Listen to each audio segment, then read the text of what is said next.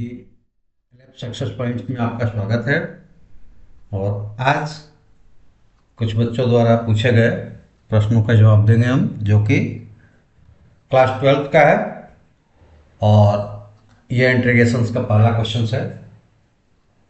इसमें आप देखेंगे कि पूछा गया है कि अगर ये ऐसे अभी जिसे पूछा गया हमसे, तो बताया गया है कि ये बिहार बोर्ड्स के मॉडल पेपर का 31 नंबर क्वेश्चन है। लेकिन ये सीबीएसई के भी बहुत सारे सालों में यही क्वेश्चन सेम टू सेम आया हुआ है। मतलब ये क्वेश्चन जो है पीबीआई है। और ये क्वेश्चन जो है समाकलन के जो मेथड्स है उनमें बाय पार्शियल फ्रैक्शन से ये क्वेश्चन है। तो उसमें सबसे पहले हमको क्या करना है, इस टर्म्स को पार्शियली फ्रैक्ट कर लेना है। ठीक है। और इसको पार्शियल फ्रैक्शंस आप पढ़े होंगे और हमारे साथ भी जुड़े होंगे, तो आप देखे होंगे कि क्लास में उसको डिटेल्स में समझाया गया है। यहाँ शॉर्टली हम आपको समझाएंगे जरूर, उसको लिखेंगे लेकिन शॉर्टली समझाएंगे। हम यहाँ पर ले लेते हैं कि let 1/x-1 x square plus x plus 1 को हम लिख सकते हैं a/x-1 plus bx plus c by x square plus x plus 1। अब ऐसे में होता क्या है कि जैसे हम लोग क्वाड्रेटिक कर लेंगे तो उसमें दो टर्म्स लेना पड़ेगा। एक लीनियर इक्वेशन ऊपर लेना पड़ेगा, और लीनियर को जब लेंगे डिनोमिनेटर्स में तो कांस्टेंट ऊपर रहता है। इसको सॉल्व करेंगे हम लोग, आपको सॉल्व करके देख लीजिएगा अगर शक्तिगत हो, क्योंकि आप वहाँ शॉर्ट में भी अगर लिखते हैं ना तो कोई दिक्कत नहीं है। ठीक है, शॉर्ट में भी लिखते हैं तो कोई दिक्कत नहीं है। तो अब इसको हम सॉल्व करेंगे तो हमें मिलेगा a is equal to 1/3, b is equal to -1/3 और c इज इक्वल टू -2/3। तो यहां पे हम इसको लिख सकते हैं कि इंटीग्रेशन dx बाई x-1 और x square plus x plus 1 equal to, ये a की जगह अगर हम 1/3 लिखें तो ये हो जाएगा 1/3x माइनस 1, इंटीग्रेशन लगा रहेगा dx, और यहाँ हो जाएगा माइनस, ऊपर आया है 1/3 यानी कि माइनस क्यों आ गया, तो दोनों में माइनस था, प्लस अभी लगा कर लिख सकते हैं कि plus -1/3 x minus 2/3 divided by x square plus x plus 1 और ये dx। ठीक है। अब यहाँ पे एक चीज देख सकते हैं कि हमारे पास होता है कि integration of dx by t is equal to log t। ठीक है, dt बाई x है लिख दो log x। तो इस टर्म्स को हम लोग यहाँ पर डायरेक्ट क्या कर सकते हैं, इंटीग्रेट कर सकते हैं। तो इंटीग्रेट करेंगे तो अब हमारा मिल जाएगा, इसको इंटीग्रेट कर देते हैं, ये हो जाएगा 1/3 log x माइनस 1, क्योंकि x माइनस 1 को t अगर रखते हैं तो dx इक्वल टू dt हो जाएगा और यहाँ पे dt बाई t हो जाएगा। लेकिन यहाँ पे अभी हमारे साथ प्रॉब्लम्स है। यहाँ हम क्या करते हैं कि 1/3 को कॉमन करते हैं, क्योंकि ये 3 दोनों इसमें से आ जाएगा, तो 1/3 कॉमन करेंगे तो यहाँ मिल जाएगा x plus 2 divided by x square plus x plus 1 dx। अभी भी ये फ्रैक्ट नहीं हो पाएगा, तो अब इसको हमें कुछ तरीके अपनाने पड़ेंगे, तब जाकर ये फ्रैक्ट होगा। अब क्या वो तरीका होगा, तो इसको लिखते हैं हम लोग कि हमने x plus 2 divided by x square plus x plus one को लिखेंगे 1/2 और एक्स प्लस वन यहाँ पे हो जाएगा एक्स प्लस वन और प्लस 3/2 डिवाइडेड बाई ये क्या हो जाएगा x square plus x plus one. Solve जब हम इसको करेंगे तो ये क्या हो जाएगा कि इसको सॉल्व करके आप देख सकते हैं, जब ये आएगा तो 1/2x, ठीक है, 1/2x मिलेगा यहाँ पे। तो ये यही चीज यहाँ पे 2, एक मिनट,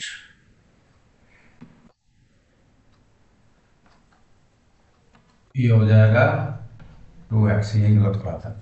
चलिए, तो ये हो गया 2x। अब सॉल्व करेंगे तो ये 2 से 2 कट जाएगा तो यहाँ x आ जाएगा और आपको x आ जाएगा और ये 1/2 प्लस 3/2 कितना हो जाएगा 1 हो जाएगा, ठीक है।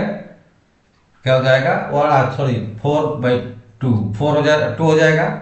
तो ये सॉल्व हो गया। तो इस तरह से लिख देंगे, इसको भी अलग अलग हम कर सकते हैं। तो ये देखिए, ये 1/2 integration 2x plus one divided by x square plus x plus one और यहाँ पे मिल जाएगा plus 3/2 divided x square plus x plus one dx और ये dx, ठीक है।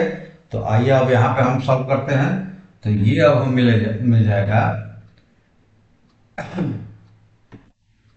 डेट इज इक्वल टू, ये तो सॉल्व हो चुका है, log x माइनस वन, ठीक है। यहाँ पे -1/3 हो गया है, बिग ब्रैकेट इस्तेमाल करेंगे। अब इस टर्म्स के लिए हम यहाँ ये दोनों यूज करने वाले हैं।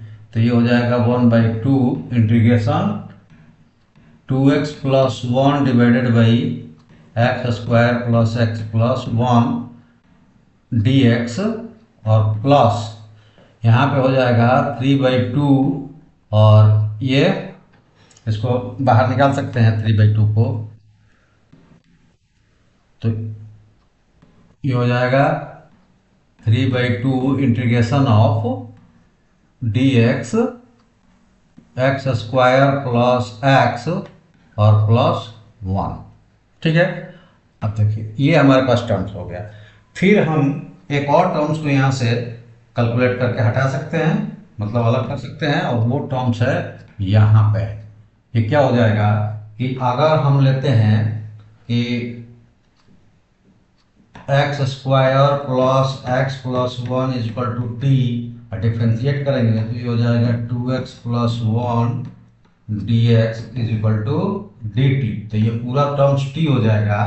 तो ये 2x/1 क्या हो जाएगा, तो 2x plus one d x d t में कन्वर्ट हो गया और x square plus x plus one t हो गया। तो 1/t d t is equal to यहाँ पे भी log t, और तब इसको हम पुट कर देंगे, यहाँ पे लिख सकते हैं 1/3 log x माइनस वन और माइनस 1/3 और 1/2 बाहर आ जाएगा तो 1/6 log x square plus x और प्लस वन, यहाँ देखिए स्क्वायर यहाँ नहीं है। तो ये हो गया और ये माइनस इसमें मल्टीप्लाइड हो गया तो यहाँ मिल गया 3/2 integration of dx by x square x plus one. तो ये तो अब दो तो टर्म्स आपके इंटीग्रेट हो चुके हैं। अब बचा है तीसरा टर्म्स, ये तीसरा टर्म्स। तो यहाँ पे तो अब फिर से इसको फ्रैक्ट नहीं कर सकते, उसको दो बार फ्रैक्ट करके हम लोगों ने एडजस्ट कर लिया। अब ये सिंगल हमें मिल गया, ऊपर कुछ नहीं है, तो हम इसको फॉर्मूले में कन्वर्ट कर सकते हैं। और वो फॉर्मूला क्या होगा कि एक्स स्क्वायर को x square plus x plus one को हम लिख सकते हैं क्या, x plus 1/2 the whole square plus 3√3/2 the whole square. अब ये सॉल्व करके आप देख लीजिए, इसको करेंगे अगर सॉल्व तो ये हो जाएगा एक्स स्क्वायर और प्लस एच 2xy अब प्लस 1/4 और यहाँ 3/4, ये सॉल्व करेंगे तो 1। ठीक है, तो आप उसको लिखते हैं, ये हो जाएगा equal to 1/3 log x minus 1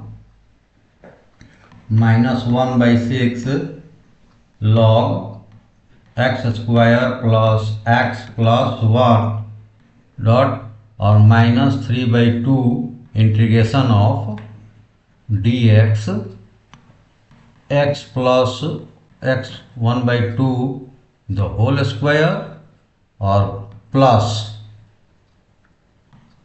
√3/2 the whole square. अब ऐसा हमने क्यों किया, तो एक फॉर्मूला होता है और वो फॉर्मूला होता है कि integration of dx by x square plus a square is equal to 1/a tan inverse, क्या हो जाता है, tan इनवर्स x बाई, यहां पे हम लोग सब्स्टिट्यूट कर लेंगे। अगर ये पूरा x प्लस 1/t लेंगे तो भी यहाँ dx आएगा और ये x के टर्म्स में और a की जगह ये। तो अब हमारा फाइनल रिजल्ट क्या हो जाएगा ये देख लीजिए, क्योंकि वो भी अब फॉर्मूले में आ गया, तीसरा वाला टर्म्स भी, तो ये भी अब इंटीग्रेट हो जाएगा। तो फाइनल हमारा रिजल्ट होगा 1/3 log x minus 1 minus 1/6 log x square plus x plus 1 minus, अब यहाँ देखिए कि डायरेक्ट चूंकि लिख रहा हूँ तो बता दूँ, जब ये आएगा x 1/2, यहाँ पे आएगा x, इसको दूसरे कलर में ले लेते हैं नहीं तो वहाँ कैलकुलेशन आपको दिखेगा नहीं, ये आएगा x प्लस 1/2 और यहाँ पे आएगा √3/2। सॉल्व करेंगे इसको तो ये क्या हो जाएगा, ये हो जाएगा कि 2x प्लस 1 डिवाइडेड बाई 2 और यहाँ डिवाइडेड हो जाएगा √3/2, तो 2 से 2 कट जाएगा तो ये मिल जाएगा 2x प्लस 1/√3। ठीक है, और एक चीज़ हम लोगों ने और गलत किया है, उसको थोड़ा सुधार लेते हैं। तो मेरा कहना ये होगा कि कैलकुलेशंस आप देखते रहिएगा, प्रोसीजर हम बता रहे हैं लेकिन कैलकुलेशन देखते रहिएगा, हो सकता है हमें नहीं याद आए तो छूट भी जाता है। जैसे 1/√3 यहाँ पे 1/3 और 3/2, क्योंकि ये बिग ब्रैकेट के अंदर था, ये मल्टीप्लाइड जब यहाँ होता तो 3 कैंसिल हो जाता। ठीक है, और यहाँ पे केवल 1, यहाँ पे केवल 1 आता, यहाँ भी 1 आता। ठीक है, तो आइए इसको कर लेते हैं, लिए 1/2 रहेगा यहाँ पे, और इस कलर में था तो यहाँ भी 1/2 ही रहेगा। ठीक है, तो यहाँ भी आएगा 1/2, और वो जो सॉल्व कर रहे हैं, सॉल्व करके जो ये निकाला हमने कि यहाँ पे आ जाएगा tan इनवर्स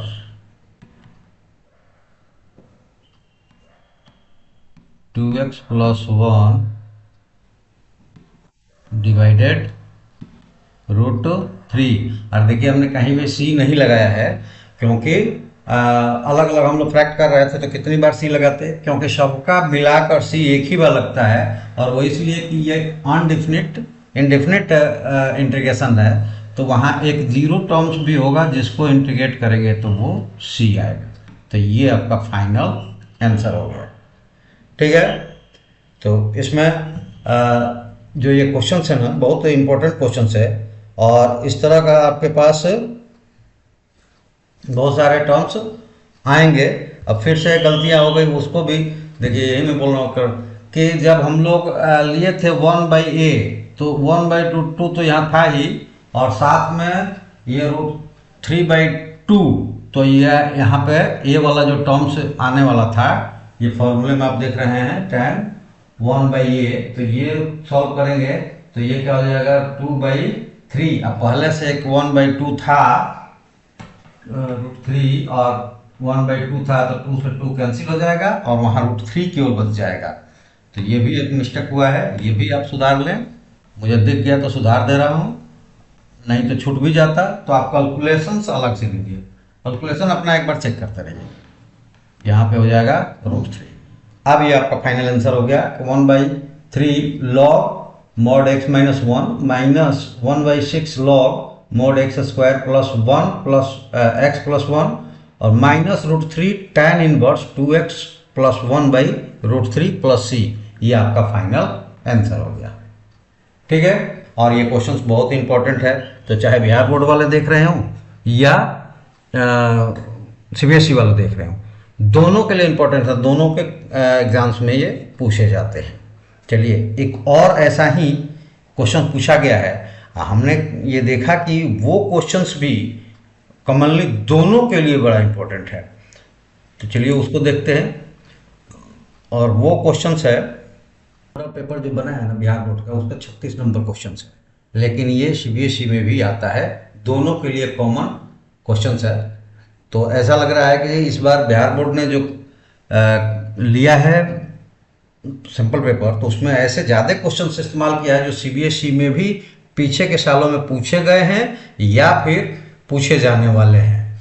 तो चलिए इसको भी देख लेते हैं हम लोग कि ये कॉमन है, लेकिन ये भी है ये, लेकिन बनेगा कैसे, तो इस चीज़ को हम लोग देखते हैं। यहाँ पे पूछा गया है कि 3 बिंदुएं हैं, प्रूव दैट द 3 पॉइंट्स, और वो वेक्टर फॉर्म में दिए गए हैं, -2i कैप लगाते हैं या चाहे उसमें एरो लगाते हैं, 2i + 3j + 5k पहला पॉइंट्स हो गया, और दूसरा पॉइंट्स i 2j और 3k, और तीसरा पॉइंट्स है 7i और -k। ठीक है, अब इसमें हमें सिद्ध करना है कि ये रैखिक है।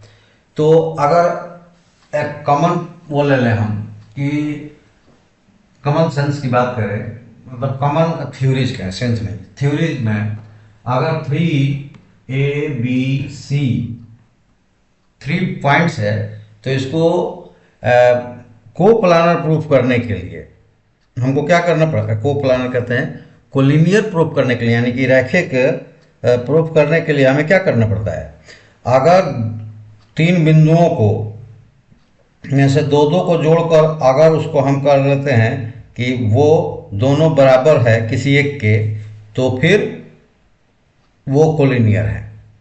दूसरा ये है कि उनका हम निकाल लेते हैं उन बिंदुओं से ट्रायंगल्स के एरियाज, और उससे हम प्रूव करते हैं। तो देखिए यहाँ अगर ट्रायंगल से कनेक्ट, मतलब कि अगर ये तीनों बिंदुओं से बने हुए ट्रायंगल की एरिया निकालें और वो 0 आ जाए तो ये कोलिनियर हो, या फिर ABC है तो हमने निकाला AB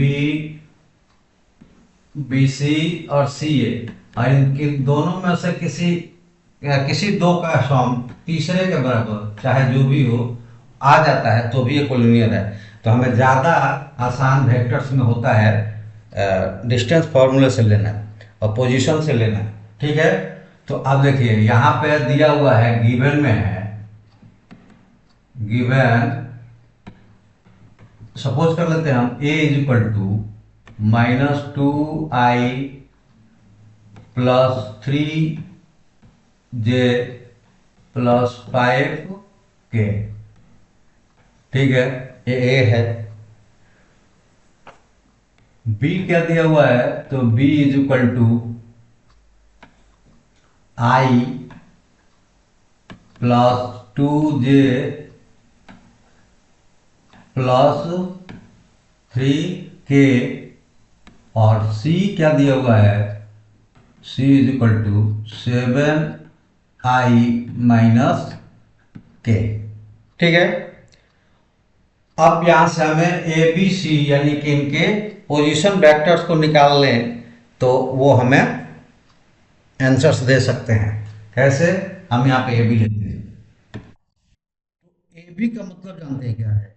ए बी वेक्टर्स को हम ले, तो इसका मतलब होता है कि position vector of B, vector of, देखिए दूसरा वाला पहले बी, और माइनस पोजीशन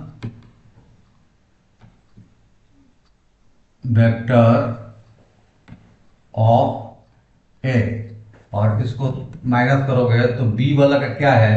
तो वो है आई प्लस 2j प्लस 3k। ठीक है, और यहां माइनस लग जाएगा, इसको मिटा देते हैं, यहाँ माइनस लग जाएगा तो माइनस और माइनस प्लस हो जाएगा, ये 2 वाला, तो ये हो जाएगा 2i और माइनस 3j और माइनस 5k। और इसको सॉल्व करोगे तो देखो 2 और 1 यहाँ आई और 2i, ये क्या हो जाएगा 3i, और 2j और माइनस 3j तो माइनस j, और 3k और माइनस 5k तो माइनस 2k। ये position vector of A B हो गया। इसी तरह पोजीशन वेक्टर बी सी निकालेंगे तो बी सी, सी वाले से माइनस करना है, तो ये हो जाएगा 7i माइनस k। ठीक है, और माइनस लगाएंगे तो बी वाला आने वाला है, तो बी क्या है आई माइनस 2j माइनस 3k। और ये जब हम लोग सॉल्व करेंगे तो ये देखिए क्या मिलेगा, 7 और माइनस हो जाएगा 1 तो ये हो जाएगा 6i, और माइनस यहाँ जे वाला नहीं है तो वैसे ही हो जाएगा -2j और माइनस के, अब -3k -4k। ठीक है, अब ए बी मिल गया, बी सी मिल गया, तो हमें साइड मिला ए बी और बी सी। ठीक है, अगर हमें ये मिल जाता है वेक्टर्स के फॉर्म में, ये पूरा अगर उसका वेक्टर का मोड निकालेंगे तो लेंथ निकलेगा, तो इन दोनों में से जोड़कर, और वेक्टर के फॉर्म में होगा तो अगर हमें मिलता है ए वेक्टर लेमडा बी वेक्टर, ये कांस्टेंट एक टर्म्स है, और बाकी वेक्टर दोनों ये बराबर हो जाए, ये किसी भी फॉर्म से मल्टीप्लाइड हो तो वो दोनों तीनों कोलिनियर्स हो जाते हैं। तो इसको और सॉल्व कर दे तो ये देखिए 2 कॉमन कर लेते हैं, तो 3i माइनस j और -2k ये मिला। ठीक है, अब आप यहां पर कंपेयर कीजिए, ये आया है 3i minus j -2k, A B का वेक्टर पोजीशन, और बी सी का वेक्टर पोजीशन आ गया ट्वाइस, तो लेमडा की जगह क्या आ गया ट्वाइस, और फिर बी सी वही रह जाएगा। तो यहां हम लिख देंगे कि sense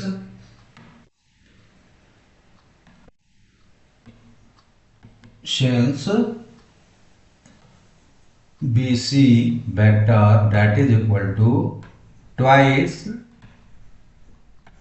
A B vector, therefore points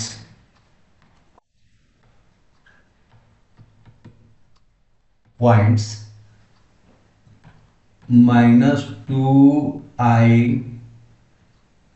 plus 3j plus 5k, i plus 2j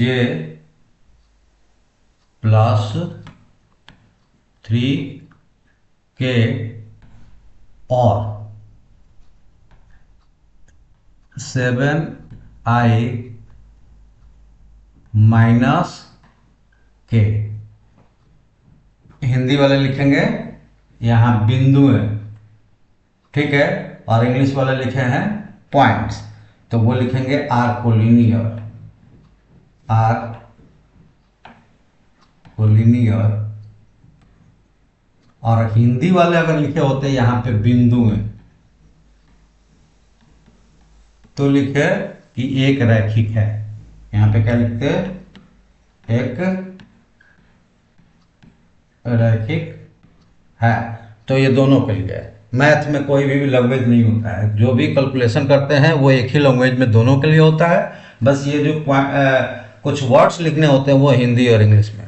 तो इंग्लिश वाले लिखेंगे points that that and that's are collinear, और हिंदी वाले लिखेंगे कि बिंदु हैं इतना इतना और इतना एक रैखिक है। और यही प्रूव्ड हो गया, ठीक है। और ये इसको प्रूव्ड लिखो चाहे साबित हुआ लिखो। तो चलिए आज आपको यहीं पे हम थोड़े जाते हैं। आप अगर नए हैं तो चैनल्स को सब्सक्राइब कीजिए, अपने दोस्तों से सब्सक्राइब करवाइए। ऐसा नहीं कि केवल 12th के आप एग्ज़ाम देंगे उसके बाद आपका काम खत्म हो जाएगा, आपको और आगे करना है, आईआईटी के लिए जाना है या फिर अदर एग्ज़ाम्स के लिए तैयारी करनी है। तो आप किसी भी तरह के एग्ज़ाम्स की तैयारी कर रहे हो या आप आईआईटी के लिए जा रहे हैं तो आपके मन में कोई भी सवाल है तो इसे कमेंट्स के रूप में पूछ सकते हैं। क्वेश्चन अभी 12th के एग्ज़ाम्स नहीं हुए तो 12th के क्वेश्चंस को हमें यहाँ भेज सकते हैं, क्योंकि जैसे ये भेजा गया है और उस क्वेश्चंस को आपको वीडियो के माध्यम से हम आंसर देंगे, ठीक है। तो चलिए आज हम यहीं पे रुकते हैं, और बाकी किसी भी जानकारी के लिए आप कमेंट्स यहाँ सब्सक्राइब करिए, इस पर कमेंट्स कीजिए। और ये ellipse.co.in साइट्स पे जाकर एलिप्स ऐप्स को आप साइन अप कर लीजिए और वहाँ पे अपने मनपसंद कोर्सेज को चुन सकते हैं और वहाँ से भी तैयारी कर सकते हैं। तो चलिए आज के लिए इतना ही। थैंक यू, जय हिंद।